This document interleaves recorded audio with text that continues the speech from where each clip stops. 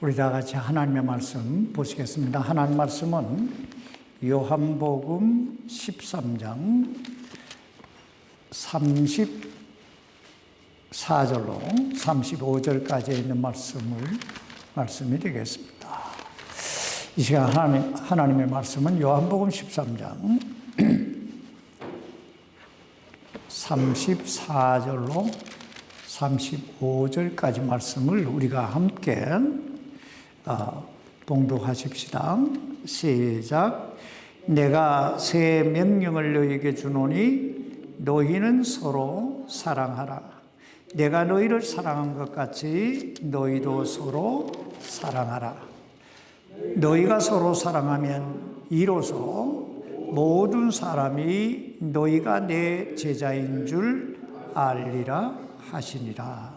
아멘. 기도하십시다. 살아계신 아버지 하나님, 하나님께서 우리를 참 이처럼 사랑하셔서 죄와 사망에서 구원해 주시고 하나님을 향하여 아버지라 부를 수 있는 놀라운 이 권세를 주신 것을 감사합니다.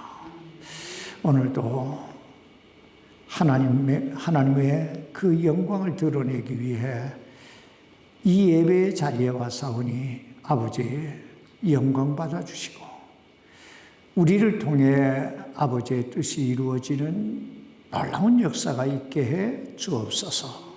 오늘 연약한 종을 붙드시고 사용하셔서 아버지의 뜻을 다 이루게 해 주시기를 살아계신 예수님 이름으로 기도하옵나이다. 아멘. 착석해 주시기 바랍니다. 여러분, 우리의 그 신앙생활의 출발은 언제부터일까요? 내가 믿음을 가졌다, 내가 신앙생활을 시작했다라고 하는 그 시점을 언제로 보아야 할까요? 신앙생활의 진정한 출발은 내가 처음 교회를 다니기 시작한 때도 아니고, 그리고 내가 처음 성경 공부를 시작한 때도 아니고, 내가 하나님 앞에 기도를 드리기 시작한 때도 아닙니다. 신앙생활의 진정한 출발은 내가 예수 그리스도를 나의 구주와 주님으로 영접함으로 하나님의 아들과 딸로 거듭난 바로 그때부터 신앙의 출발이 시작되는 거예요. 그리고 내가 하나님의 아들과 딸로 거듭나는 것은 지극히 개인적 사건입니다. 다시 말하면 그 누구도 나의 구원을 대신 받아줄 수 없다는 거예요. 아무리 내 부모나 형제가, 그리고 내 아내나 남편이 예수 믿고 구원받은 그리스도인이라 할지라도, 또 그 사람들이 나를 위해 날마다 기도한다 할지라도, 내가 어느 날 자동적으로 내가 구원받는 일은 결코 일어나지 않는다는 거예요. 어떤 사람들은 죽은 사람을 위해서 막 기도하면 그 사람이 지옥에서 천국으로 옮겨진다고 생각하는 사람들이 있는데 전혀 착각입니다. 성경 그 어디를 보세요? 그런 말씀이 나오나? 그래서 D.L. 무디 목사님은 이렇게 말합니다. 하나님께는 손자가 없다. 무슨 말입니까? 하나님 앞에서는 오직 하나님과 나와의 1대1의 관계라는 거예요. 신앙이라고 하는 건. 여러분, 하나님을 향해서 할아버지라고 부르는 사람 보셨어요? 하나님 할아버지 우리 시우도요. 나도 하나님 아버지라고 부르고 자기 아빠도 하나님 아버지라고 부르고 우리 시우도 하나님을 향해서 아버지라고 불러요. 결코 하나님 앞에는 손자가 없어요. 이게 하나님과의 관계는 나와 하나님과의 1대1의 관계라는 거예요. 그렇다면 오늘 여러분은 하나님과 어떤 관계 속에 살아가시고 계십니까? 정말 하나님이 여러분의 아버지십니까? 자, 신앙이라고 하는 건 내가 나의 죄인됨을 깨닫고 그 죄를 회개하고 나의 죄를 대속해 주시기 위해 갈보리 십자가에 못 박혀 그 보혈의 피를 흘리고 죽으셨다가 나에게 영원한 생명을 보증해 주시기 위해 죽은 지 3일 만에 그 죽음의 권세를 깨뜨리시고 부활하신 그 하나님의 아들 독생자 예수 그리스도를 나의 구주로 믿고 내 안에 그 예수 그리스도를 영접함으로부터 시작되는 거예요. 그리고 그 순간부터 나에게는 하나님의 아들이라고 하는, 하나님의 딸이라고 하는 권세가 주어집니다.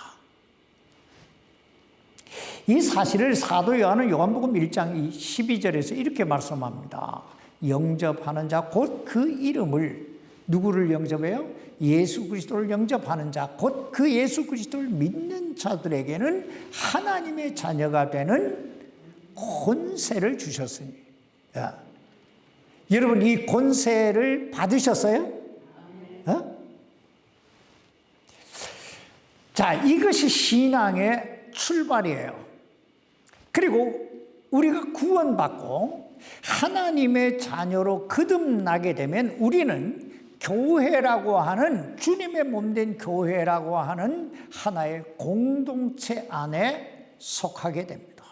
그리고 우리의 신앙은 그 교회라는 공동체 안에서 무엇을 보고 또 무엇을 배우고 또 어떤 경험을 하느냐에 따라서 그 신앙의 모습이 결정됩니다.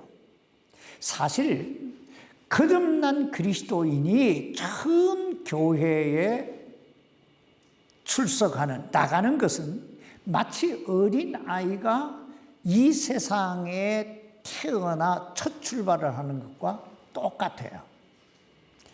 여러분 어린아이가 태어나면 그 어린아이의 성장에 가장 지대한 영향을 미치는 곳이 어디예요? 가정입니다. 그리고 그 가정이 그 아이에게 어떤 영향을 미치느냐, 어떤 영향을 주느냐에 따라서 그 아이가 어떤 사람으로 성장하느냐가 결정되는 거예요. 특별히 그 가정의 인간관계, 가족들 간에 얼마나 사랑과 우애가 돈독하냐에 따라서 그 아이의 인격 형성에 지대한 영향을 미치게 된다는 것입니다. 그런데 신앙생활도 이와 똑같아요.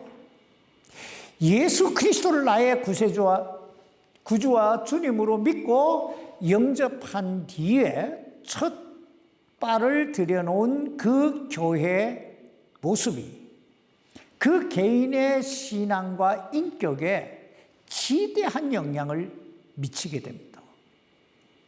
불행하게도 내가 예수 그리스도를 믿고 구원받은 후에 처음 출석한 교회 목사가 사기꾼이면 어떻게 될까요? 모든 교회가, 어느 교회를 가든 모든 교회 목사가 다 사기꾼으로 보이는 거예요. 또 처음 출석한 교회의 성도들이 예배당에 앉아서 하나님께 예배 드리는 그 모습과 또 세상에 나가서 살아가는 그 모습이 완전히 180도 다르다면 모든 교회 성도들이 다 그런 줄로 알게 되는 거예요. 왜냐하면 사람은 가장 기억에 남는 게 첫 번째 경험이에요. 처음 내가 출석한 교회가 어떤 교회냐. 그런데 문제는 이런 상처를 받은 사람은 어디에 가든 어느 교회에 가든 신앙생활을 제대로 잘할 수가 없다는 거예요. 왜냐하면 이 사람은 이미 목사로부터 그리고 성도들로부터 상처를 받았어요. 그래서 목사에 대한 신뢰성, 존경심, 성도들에 대한 어떤 신뢰성이 상실됐기 때문에 어디를 가도 제대로 할 수 없는 거예요. 그렇다면 여러분, 하나님께서 그 책임을 누구에게 물으실까요? 그 본인에게 물으실까요? 아니면 그 교회 목사나 먼저 그 교회를 다닌 사람들에게 물으실까요? 성경은 이렇게 말씀합니다. 선생된 자들아, 목사들아 이 말이에요. 그리고 먼저 된 집사들아 이 말이에요. 먼저 된 성도들아 이 말이에요. 너희가 더 큰 심판을 받을 줄로 알라. 더 큰 심판을 받게 된다. 사실 처음 신앙을 갖고 난 후에 최초로 경험하게 되는 교회라는 공동체의 그 환경, 그 분위기, 그 교회를 형성하고 있는 그 교회 구성원들의 신앙의 자세, 그리고 그 인격에 따라서 우리의 신앙과 인격이 그리고 그 성숙도가 결정된다고 볼 수 있습니다. 다시 말하면 그 교회 목사가 어떠냐, 그 교회 집사가 어떠냐, 그 교회 성도들이 어떠냐, 그것이 바로 그 교회의 모습이고 그 처음 출석한 사람은 그 사람들에게 지대한 영향을 받게 된다는 거예요. 응?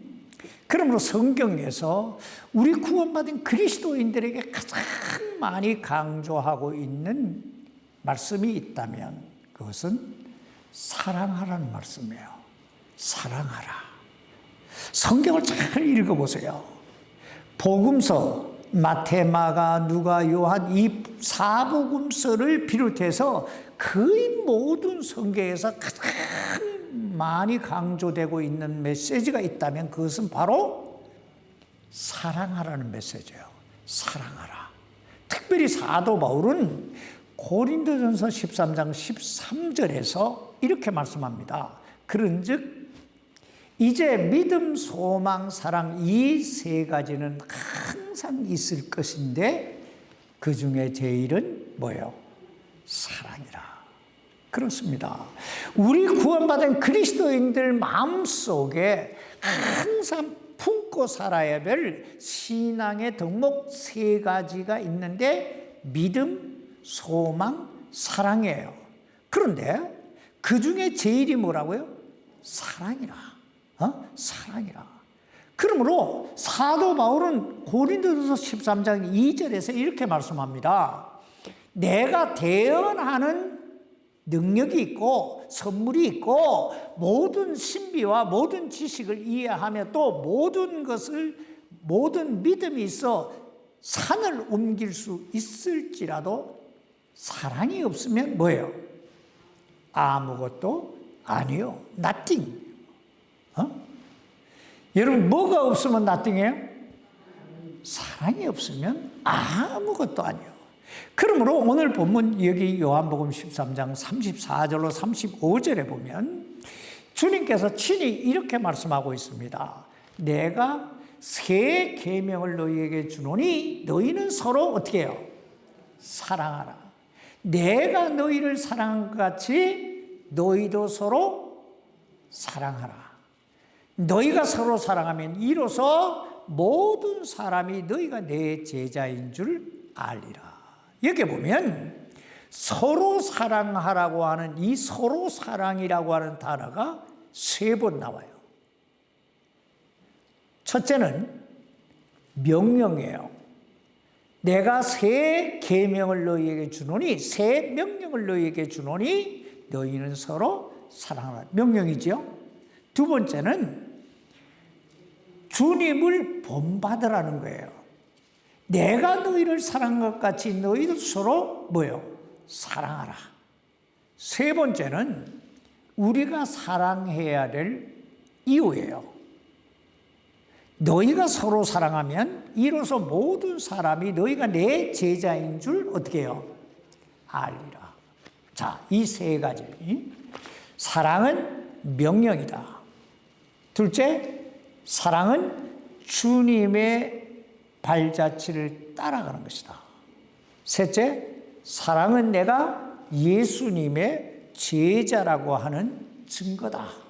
이 세 가지를 조금 더 구체적으로 살펴보십시다. 첫째, 새 계명을 너희에게 주노니 너희는 서로 사랑하라. 이게 뭐예요? 명령이죠. 여러분, 명령이 무엇입니까? 명령이 뭐예요? 명령이라고 하는 말은 해도 되고 안 해도 되는 내 선택적 문제가 아니라 무조건적인 누구라도 해야 하는 순종의 문제라는 거예요.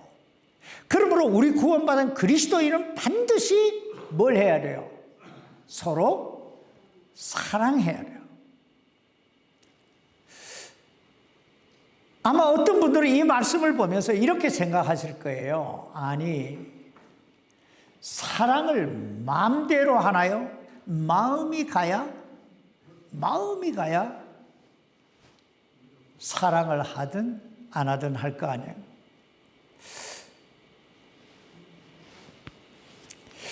그런데 오늘 주님은 사랑을 명령하시고 있어요. 여러분, 사랑이라고 하는 것이 주님의 명령이라면 내 마음이 가든 안 가든 뭘 해야 될까요? 사랑해야 돼요. 사랑해야 돼요.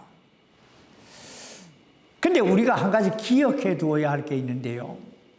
주님께서 우리에게 명령하신 너희는 서로 사랑하라 하는 이 사랑은 감정적 사랑이 아니고 의지적 사랑이라는 거예요. 마음이 가야 하는 게 아니고 무조건 해야 되는 그런 사랑이라는 거예요. 여러분, 서로 사랑하라고 하는 이 말씀이 왜 우리에게 부담으로 다가올까요? 이 서로 사랑하라는 이 말씀이 우리에게 부담으로 느껴지는 것은 내 감정이 허락되지 않는 사람까지도 사랑해야 되기 때문에 부담이 되는 거예요. 여러분, 우리가 신앙생활을 하는데 가장 큰 방해 요인이 있다면 그게 뭘까요? 우리가 예수님 믿고 신앙생활을 쭉 해 나가는데 가장 큰 방해 요인이 있다면 그게 뭘까요?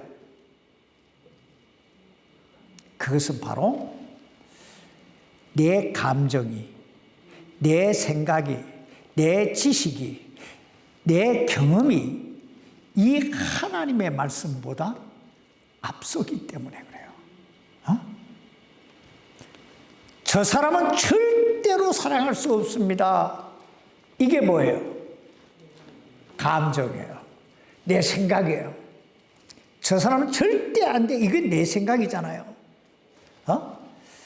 여러분, 우리가 서로 사랑하라는 이 주님의 명령을 지키지 못하는 결정적 이유가 뭐예요? 두 가지예요. 첫째는 내가 하나님의 말씀의 권위에 도전하기 때문에요. 내 생각, 내 감정, 이게 하나님 말씀보다 앞서니까 사랑을 못하는 거예요. 또 하나, 사랑해야 되겠다고 결심을 하지 않기 때문에 사랑을 못하는 거예요. 여러분, 사랑이 뭐예요? 수고잖아요. 자기 희생이잖아요. 그러니까 결국은 내가 손해보고 싶지 않은 거예요. 나를 알아주지 않는, 내 수고를 알아주지 않는 사람은 내가 사랑할 수 없다고 생각하는 거예요. 그런데 여러분, 우리 구원받은 그리스도인들에게는 주님께서 이미 모든 사람을 다 사랑할 수 있는 능력을 주셨다는 사실을 여러분 아십니까? 성경을 여러분 잘 보세요.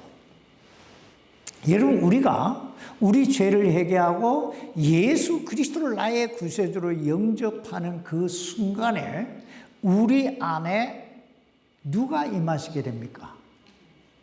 성령님이 임하시게 되죠. 성령님이 임하시게 돼요. 오늘 여러분 안에 이 하나님의 성령님께서 임하셨습니까? 하나님의 성령이 임하시지 않은 사람은 구원받지 못한 사람이에요. 그러니까 구원받은 사람은, 예수님 영접한 사람은 다 그 안에 성령님이 임하신 거예요.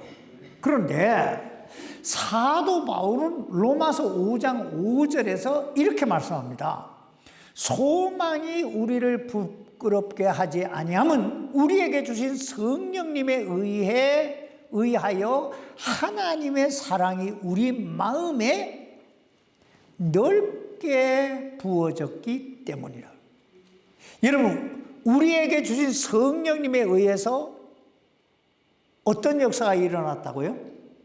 하나님의 사랑이 우리 마음에 부어졌다는 거예요. 충만히 부어졌다는 거예요. 그렇습니다. 우리가 예수 그리스도를 나의 구주와 주님으로 영접하는 그 순간에 내 안에 성령님이 임하시게 되고, 그 성령님으로 말미암아 하나님의 사랑이 내 안에 부어졌기 때문에 우리에게는 누구라도 사랑할 수 있는 능력이 생긴 거예요. 그럼에도 불구하고 사랑할 수 없다고 하는 건 자기 감정이고 자기 생각이고 하나님의 말씀에 대한 불순종이라는 거예요. 그러므로 사랑하는 성도 여러분, 이제부터 사랑해야 되겠다고 결단하고 사시기를 바랍니다. 내가 사랑하겠다. 왜냐하면 사랑은 선택의 문제가 아니고 사랑은 순종의 문제이기 때문에 그래요. 사랑은 선택의 문제가 아니다. 그리스도인에게 사랑은 선택의 문제가 아니라. 둘째, 주님의 그 사랑의 본을 따라가라 하는 거예요. 여기 34절 중반부터 보세요. 내가 너희를 사랑한 것 같이 너희도 서로 어떻게 해요? 사랑하라. 한마디요. 내가 너희를 사랑했으니까 너희도 뭐 해라? 사랑해라는 거예요. 이 요한복음 13장은 예수님께서 허리에 수건을 동이시고 제자들의 그 발을 씻겨주시는 그 모습으로 시작됩니다. 여러분 머릿속에 한번 그림을 그려보세요. 만왕의 왕이시고 만주의 주가 되시는 그 예수님이 허리에 수건을 툭 동이시고 일일이 12제자들의 발을 다 씻겨줍니다. 근데 여러분, 그 12제자들 중에 예수님의 그 12제자들이 예수님 마음에 다 들었을까요? 다 이뻤을까요? 조금 있으면 가룟 유다는 당신을 팔 사람이에요. 조금 있으면 베드로는 당신을 저주까지 해가면서 3번씩이나 부인할 사람이에요. 그런데 그 제자들의 발을 일일이 다, 여러분 이 발을 씻기는 건요, 그 당시에 종들이 하는 일이었어요. 종들이 하는 일이었어요.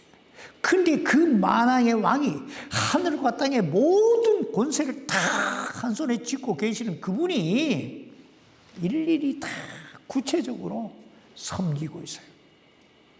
그래서 주님은 마태복음 20장에서 이렇게 말씀합니다. 인자에 온 것은 섬김을 받으려 함이 아니라 도리어 섬기려 하고 당신의 목숨을 다른 사람들을 위해 내어주기 위해 오셨다. 여러분, 우리 주님의 위대함이 어디에 있는 줄 아세요? 우리 주님의 위대함은 이 말씀에 있는 게 아니에요. 우리 주님의 위대하심은 본을 보이시는 행함에 있는 거예요. 아무도 움직이려 하지 않을 때 주님이 친히 허리에 수건을 동이시고 제자들의 발을 씻기십니다. 그러면서 말씀하시는 거예요. 내가 너희를 사랑한 것 같이 너희도 서로 뭐하라? 사랑해라. 이처럼 사랑은요, 말에 있지 않아요. 사랑은 행위로 나타날 때 그것이 사랑인 거예요. 말은 누구나 할 수 있어요. lip love라고 그러죠. 입술로만 사랑합니다. 사랑합니다. 그런데 내 주머니는 열 수가 없습니다. 열쇠가 없어요. 열쇠가 없어요. 여러분, 옛날 서부 개척 시대에 역마차 있잖아요. 마차 타고 이렇게 가잖아요. 그 역마차에 1등석, 2등석, 3등석 이 좌석 등석이 있었다는 걸 여러분 아세요? 어떤 책을 보니까 서부 개척 시대에도 역마차를 딱 타면 1등석, 2등석, 3등석이 있었는데 예를 들면 이거예요. 1등석에 탄 사람은 목적지에 도달할 때까지 아무것도 안 해요. 그냥 가만히 앉아 있을 수 있는 특권이 주어지는 거예요. 예를 들어서 마차가 가다가 웅덩이에 툭 빠졌을 때 웅덩이에 아무리 깊이 빠져도 가만히 앉아 있는 거예요. 그럼 2등석에 있는 사람은 일단은 내려야 돼요. 내려서 뒷짐지고 구경하고 있는 거예요. 그럼 3등석에 있는 사람은 내려가지고 마부와 함께 막 뻘뻘거리면서 마차를 끌어올려야 돼요. 이게 3등석이에요. 근데 여러분, 교회도 1등석, 2등석, 3등석이 있다는 걸 여러분 아세요? 응? 여러분, 1등석에 앉아있는 교인은 어떤 사람일까요? 항상 가만히 앉아서 대접만 받는 사람이에요. 그러니까 그냥 뭐 주는 것이나 먹고 가만히 있는 거예요. 아무것도 하지 않는 거. 2등석 교인은 어떤 사람인지 아세요? 뒷짐 딱 지고 그래 잘해봐라 하고 이렇게 보고 있는 사람이에요. 이렇게 보고 있다가 못하는 거 지적이나 하고. 그럼 3등석에 있는 교인은 어떤 사람일까요? 이름도 없고 빛도 없이 가서 닦고 씻고 갖다 해바치고 이런 사람들이 3등석 교인이에요. 근데 여러분 이것 아세요? 천국에 가면 그 자리가 영원히 바뀐다는 거예요. 영원히 바뀌는 거예요. 왜냐하면 이 땅에서처럼 1등석, 2등석, 3등석 순으로 이제 천국문을 향해 쫙 가고 있는데 주님이 딱 나타나셔서 한마디 하시는 거예요. 뭐라고?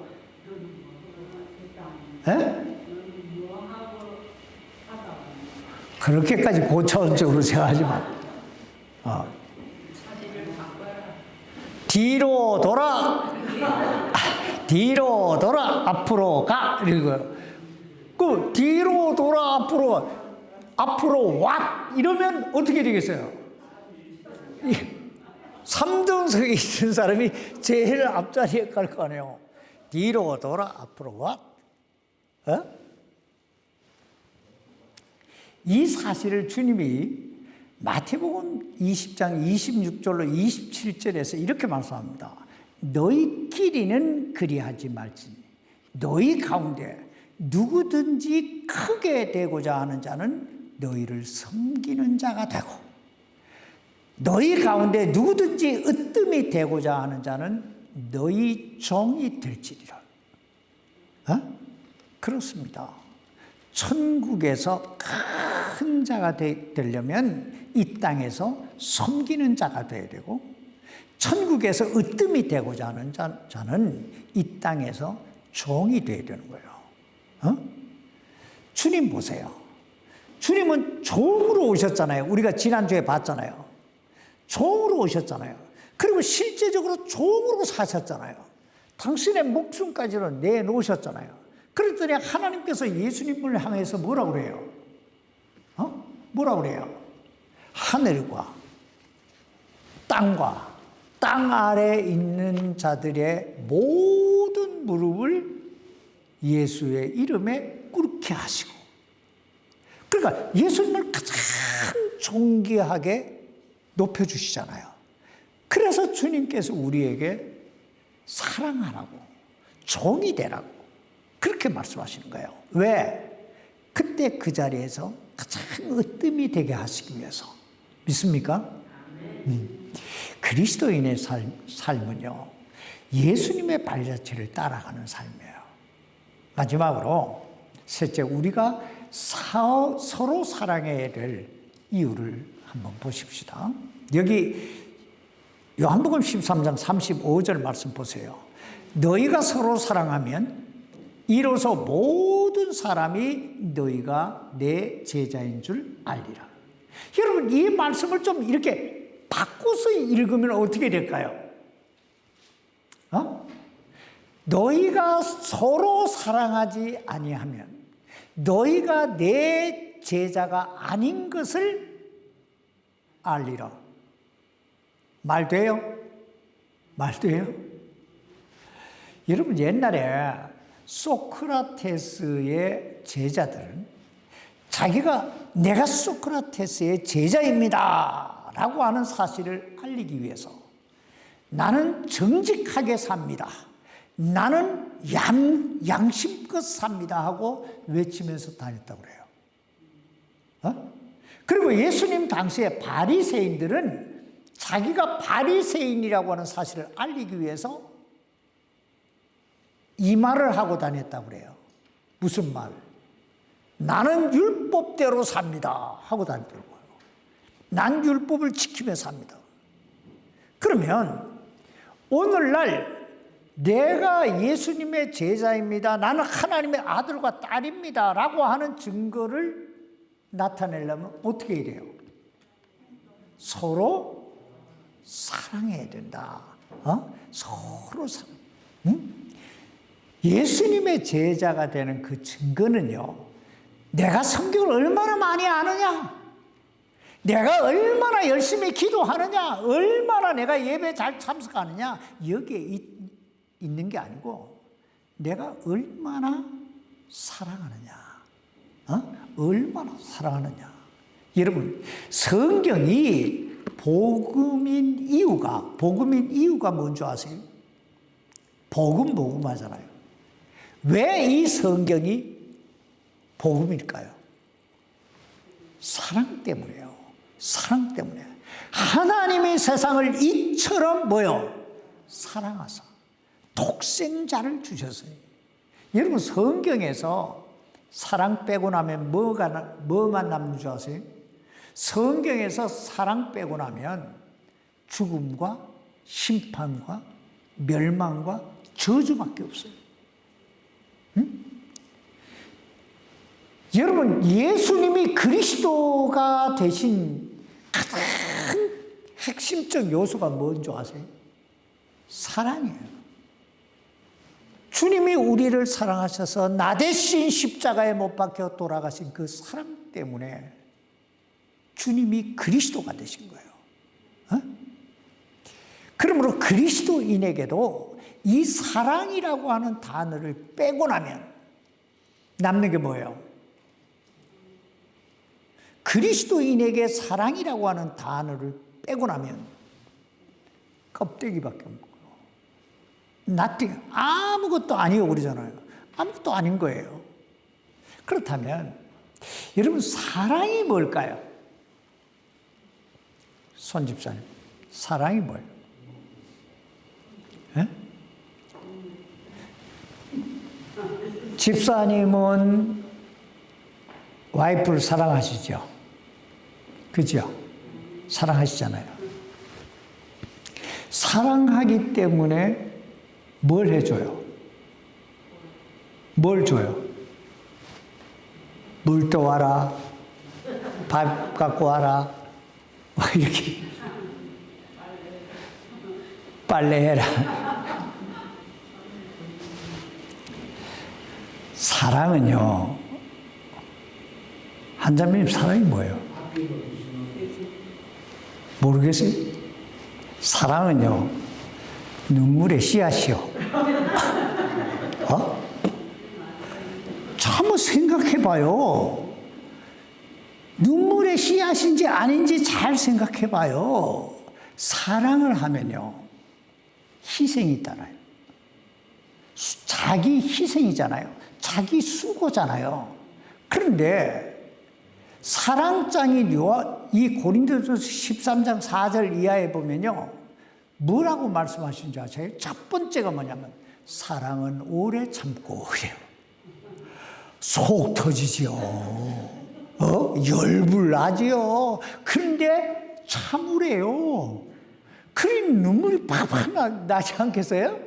거기다가 사랑은 온유하며, 투기하지 아니하며, 또 뭐라, 자랑하지 아니하며, 그런단 말이에요. 교만하지 아니하며, 무례히 행치 아니하며, 자기 유익을 구치 아니하며, 성내지 아니하며. 와, 눈물 쏟아지지요. 그러니 어떻게 눈물의 씨앗이 아니에요. 자기 희생이잖아요. 얼마나 눈물 나는 일이에요.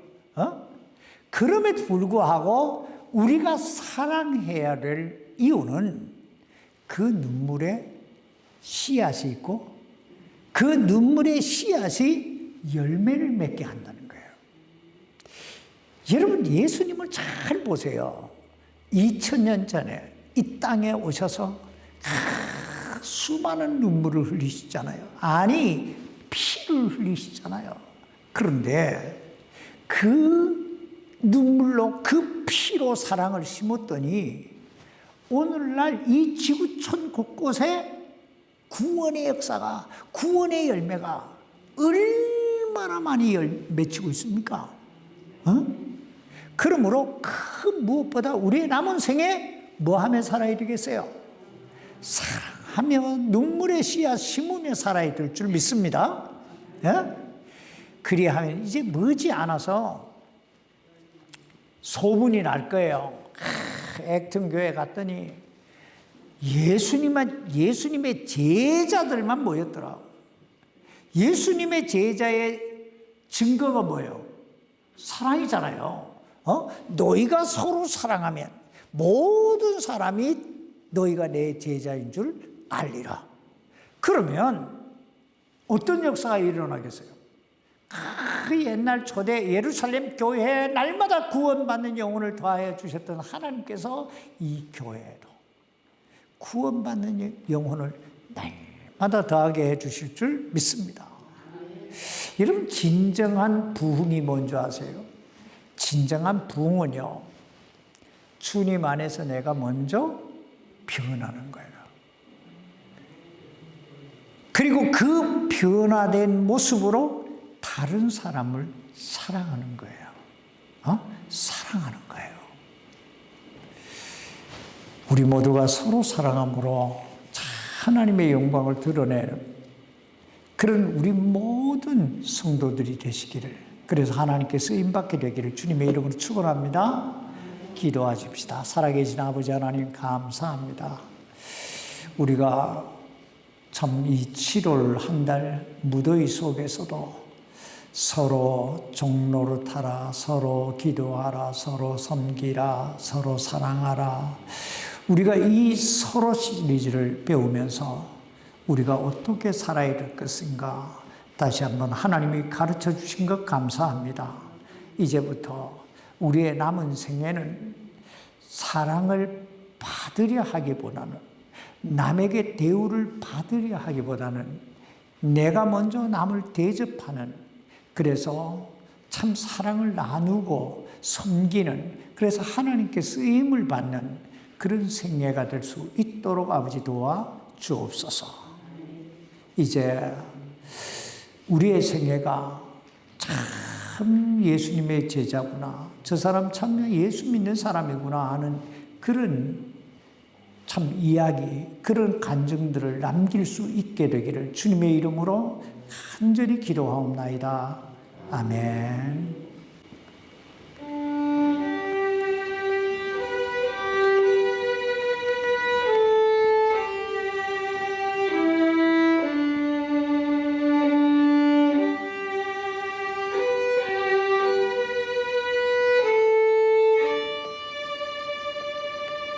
아버지.